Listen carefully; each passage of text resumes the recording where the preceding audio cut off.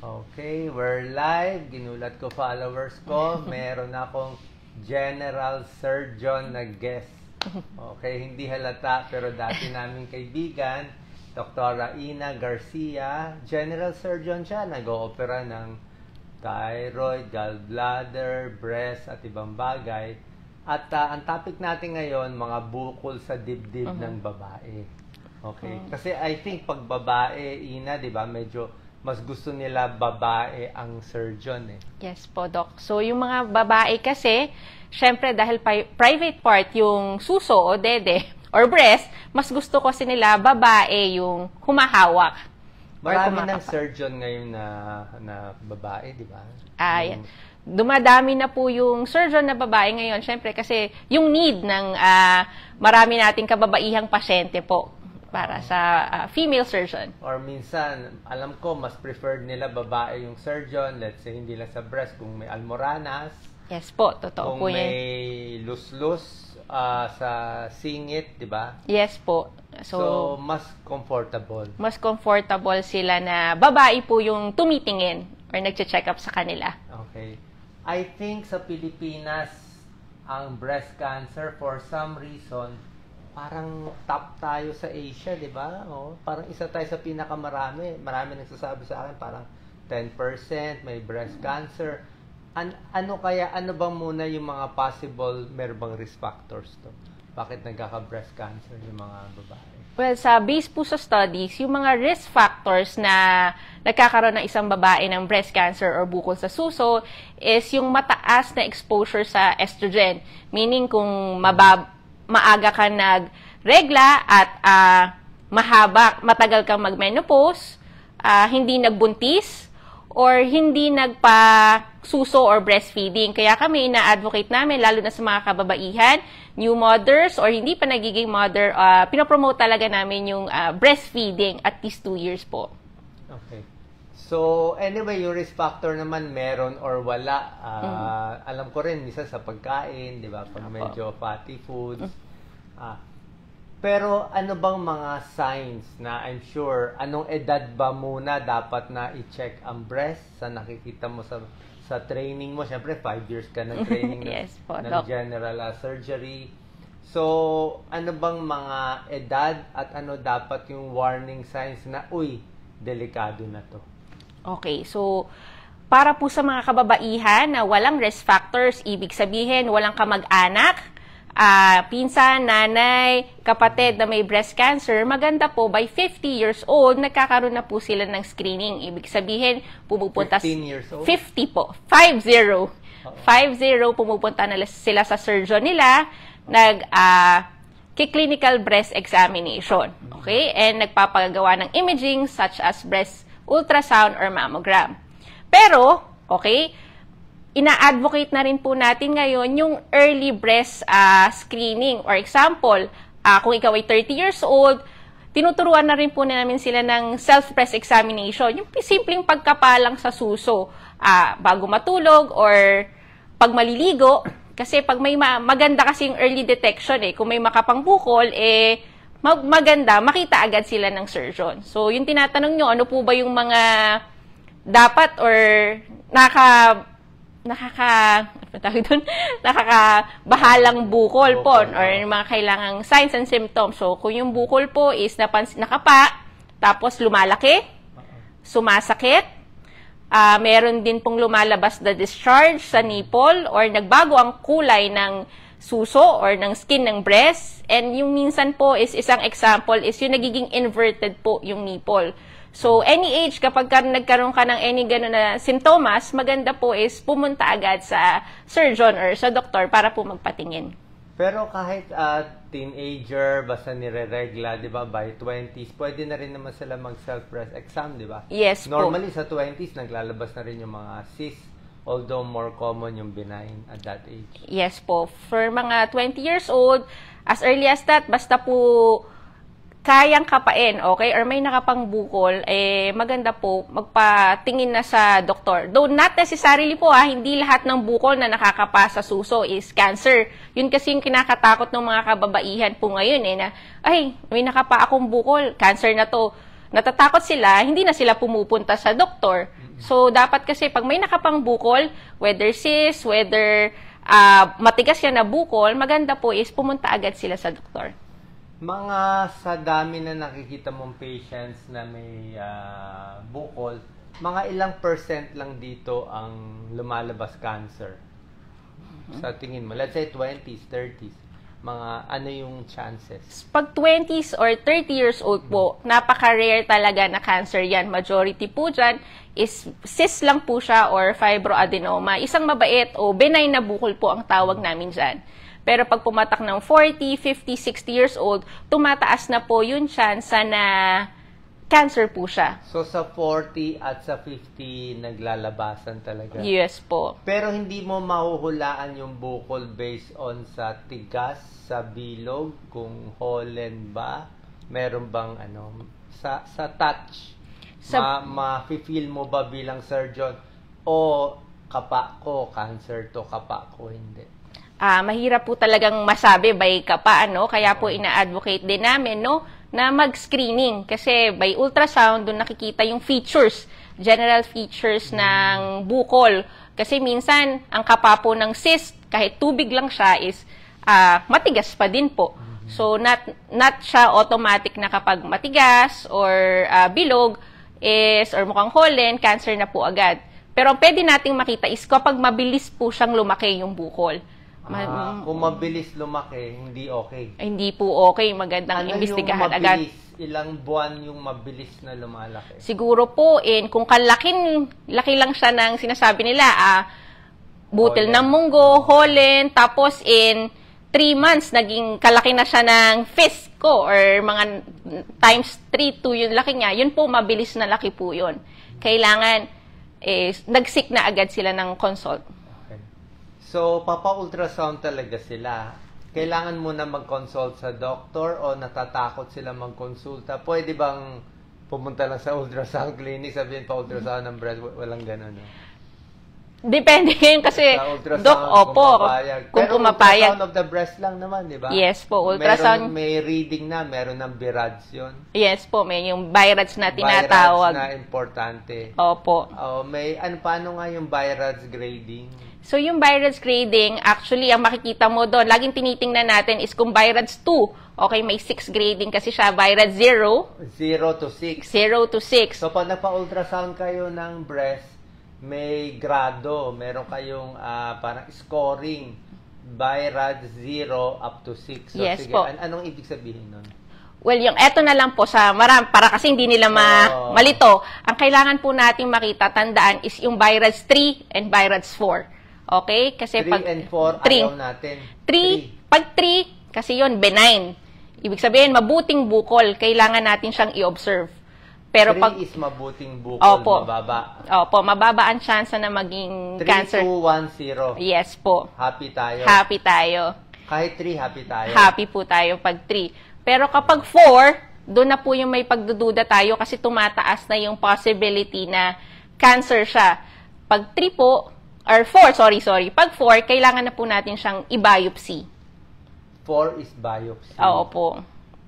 Meron din lumalabas na 5 and 6. Yes po. Ang 5 is very suspicious of malignancy, ang sinasabi nila doon. And yung 6, yun na yung na-biopsy na, proven malignancy na po talaga Paano siya. kung ayaw nila kailangan ba i-biopsy muna? Hindi ba pwede tanggalin na lang?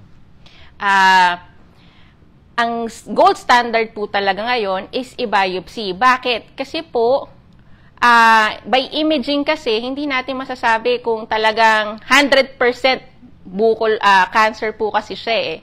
So, by biopsy, doon natin mapapatunayan kung anong klase po siyang bukol, kung cancer po ba talaga siya. Kung baga, yung percentage of malaman natin kung cancer siya, mas tumataas po. Merong maling paniniwala na kumakalat, I'm sure itong mga kababayan natin, na pag binayopsy daw ang isang bukol, kaya kumakalat yung cancer, kaya namatay yung kapitbahay nila. Ayaw nila magpa-biopsy, ipapasa Diyos na lang kung matutuloy yung bukol or hindi. Maraming ganun . Pero basically, iniisip din nila na wala silang pera, ayaw nila maging burden sa anak nila. Marami akong nakitang gano'n sa mga charity namin. Dami na namatay. sobrang nadami, di ba? I'm Oh. sure you know na talagang inaalagaan hanggang naulila na Opo. sila. So, paano natin aanuhin yung pag tinusok, kumalat? Kaya nga tinanong ko, wag na tusukin, tanggalin na agad eh. Yun po kasi yung maling paniniwala ng maraming kababaihan or Pilipino na kapag tinusok yung bukol, mas kakalat. Oo. Actually kasi mas kailangan nga natin siyang tusukin para malaman natin kung talaga ba siyang cancer or hindi at kung anong lunas ang mabibigay po natin sa kanya, Doc. Kasi ngayon may mga cancer na pwedeng mag-chemotherapy muna. Chemo na lang. Hindi na tinatanggal? Well, ang minsan kasi po, tumataas yung survival ng patient. Okay? Kapag nag-chemo muna bago opera. Or kaya minsan may mga sobrang galaki na bukol na maganda paliitin muna. Okay? Para po hindi masyadong malaki yung defect pag inoperahan yung pasyente. So, marami ng bago ngayon. Yes po, Doc. Dati alam ko, bukol, tanggal agad muna. Ngayon, merong chemo muna, pinapaliit muna at hindi. Actually, yung mga kino-comment ng tao, iniisip ko rin eh. Sabi nung isa, Doc, pag binayopsi mo, kung hindi mo natamaan yung malignant, kala mo hindi malignant, sure ka ba na matatamaan mo yung bukol? Yun ang tanong. Okay, sige po. So, yung mga bukol po kasi na sobrang liit, ginagamitan niya ng ultrasound-guided biopsy, okay? Para tamaan po talaga yung bukol. Pero yung bukol na sobrang laki, napakaliit po talaga ng tsansa na hindi tamaan yung cancer po doon. So, talaga po... So wala yung tinusok, kumalat, kaya biglang namatay? Wala naman pong ganong... Tsaka po nakita naman cancer, di kikimo na nga agad eh. Opo. Kasi ang option nila is wag nang galawin eh. Yun po ang maling conception, yung wala nang galawin. Kasi ngayon po, breast cancer ay isa sa pinakamagandang cancer. Bakit? Kasi napakadami na pong gamot, okay, na nakakatulong para pahabain yung lifespan po ng mga... Anong mga chemo ngayon? Alam ko bago na yung mga pangalan eh. Pwede mo banggitin? Wala mo tayo na-advertise. Hindi, para lang alam nila. Kasi ako tinuturo ko lahat. Amlodipine, losartan. Para alam nyo lang yung mga bala ng doktor. Diba? Okay. Na ginawa ng siyensya na meron tayong panlaban. Opo, yung mga usual na ginagamit, isa na po dito yung cyclophosphamide. Okay, Tablet, oral, IV? majority po ng kapag mga IV, chemotherapy po, isa po yun, IV pinapadaan sa swero. Meron din po tayong hinatawag na hormonal chemotherapy or hormone therapy, yung tamoxifen. Ito, luma na yan. Luma na yan, yung po naman yung tableta na iniinom, okay? And then meron din po na radiation ngayon, yung ini-expose na din yung patient sa radiation after po ng chemo and surgery. Afterwards. So, combination. Opo, maganda. combination po. Yung pagkapasa kilikili, importante, di ba? Basta may, Yes. pero, makahabol pa ba? Ang breast cancer kumakalat, di ba? Yes po. Saan siya kumakalat at kailan mo mahahabol pa? Paano kung kumalat na siya sa atay o sa utak paano ba 'yon? O sa lungs? Okay, sige. So, paano yung habulan natin sa cancer? Yan po, very important. Gusto natin habulin na pag nakita natin pasyente, mabubuhay pa ba? Kaya pa ba? O paano yun? Okay, yun nga, gaya ng sinabi ko po kanina, napakaganda ng breast cancer. Kasi nga po, sa dami ng gamot ngayon, okay, na binigay sa atin, okay, ng siyensya, kahit po stage 4, ibig sabihin, saan ba siya unang-unang kumakalat? Pwede po siyang kumalat sa baga, sa liver or sa atay, okay, sa bones, and sa brain. Okay? So, yung tinatawag na pag kumalat na siya dito sa 4 na lugar na to, tinatawag na siyang stage 4 cancer. Niisip ng tao, ng karamihan, wala nang pag-asa, pabayaan na natin. Pero yun nga, sa ganda ng advancement ngayon sa gamot, kahit po stage 4 cancer, basta po nakapagbigay ng tamang gamot, either chemotherapy, endocrine therapy, yung tinatableta, or radiation therapy, kahit po stage 4 cancer is ang 5-year survival niya o tatagal ka ng 5 years na buhay pa is nasa 60% po. Malaki yun. Malaki po yun. Kaya nga dapat, di sila nawawalan ng pag-asa. So, naililinaw ko, ang stage 4 cancer nung panahunan ko ay, di ba, usually 6 months. Opo. O 3 months, o 9 months. Di ba, laging ganon. Pero ngayon, sinasabi mo, ang stage 4 cancer sa breast, 5 years, panalo ka pa nga with 60%. So, baka hindi na 6 months, 7 years o lampas pa. Basta po dito, ang matandaan is, syempre, nagamutan, okay? Hindi basta pinabayaan. Kasi syempre, pag pinabayaan, walang, hindi tatagal. Kaya ang kailangan is, it's a family commitment po, o talagang tulong-tulong yung pamilya at saka yung pasyente na hindi sila mag-give up sa breast cancer. Kala ko sasabihin natin basta may pera. Hindi po. Basta, nagtutulong-tulong ang pamilya para po gamutin ang pasyente. At yung pasyente, hindi din magawalan ng pag-asa. Siyempre, okay, basta yung pera, doon natin nahanapin. I think sa PhilHealth meron. Opo, sa PhilHealth. Pero PhilHealth parang stage 2 or 3 lang ata eh. Anyway, hindi ko alam kung ano man, kung 2 or 3 or 4. Anyway, may question, paano daw kung BIRADS 4 daw siya? For BIRADS. BIRADS 4, cancer na ba? Okay, pag BIRADS 4 po kasi, ang range po niya ng cancer is from 10% to 90%. Kasi ang BIRADS 4 may ABC pa yan. So, ang maganda po sa BIRADS 4 is i-biopsy talaga para malaman mo kung cancer siya o hindi. Kasi gaya nga ng sinabi ko, from 10% to 90% yung chance na cancer siya. So, naglalaro po kasi yung, yung okay. percentage. Ipa-check na natin. Idasal, ipa-check. Okay yan. Yes po. Sabi ni Esther, stage 4 breast cancer siya, na-operahan siya, naging stage 3 IDCA triple. I'm not sure what it is. Okay. Dahil po ba... ano meaning nun? IDCA... Bumaba yung stage. Okay. Yun nga po kasi yung maganda eh. Kasi, napababa, dahil na-operahan? Or baka po, upon observation, siguro, or after further imaging, nasabi siguro na hindi talaga totoo. Kasi para masabi mo na stage 4 po, kailangan may kalat sa baga, sa buto, sa liver. So, hindi naman po yun agad-agad nawawala. So, siguro after further imaging or investigation, talagang stage 3 lang po siya. Okay. So, anyway, nakita nyo na, I think ang important message natin ngayon ay paano mo siya mako-convince yung libo-libong nanonood na nakaupo, and I'm sure ayaw nyo magpa-check up, I'm sure ayaw nyo magpa-opera, I'm sure marami kayong excuse, sasabihin nyo, wala kaming pera, walang pag-asa, asa natin sa Diyos, hindi na natin kailangan yan. Paano natin sila mako-convince na magpa-check up kahit kaninong surgeon, pwede kay Dr. Ina, lalagay ko yung number niya later, and para may chance humaba ang buhay at makasama yung pamilya nila, magawa pa yung mission sa mundo. Okay. How do you explain? So, sa mga nanonood po ngayon, lalo na sa mga kababaihan or sa lalaki pong nanonood ngayon na may asawa, nanay, kapatid na may cancer, eto lang po yung maiiwan kong salita sa inyo. Ang breast cancer po ngayon or cancer ay pinakamagandang cancer dahil marami na pong advancement sa medisina para makatulong para pahabain ang buhay. Kasi the more na dinedelay natin yung pag-iimbestiga or gamutan, mas lalo kasing umiikli yung buhay ng pasyente. Ito po ang breast cancer, kahit anong cancer, it's a treatment na tulong-tulong ang pamilya at ang pasyente. Kung gustong mabuhay ng mahaba, lalo na kung may breast cancer, kailangan lang po is yung will. Okay, yung sa sarili na gusto kong mabuhay dito, ano. And wag tayo agad matakot kasi unang-una, gaya nga na sinabi po namin ni Doc Willie kanina, hindi lahat ng bukol automatic cancer.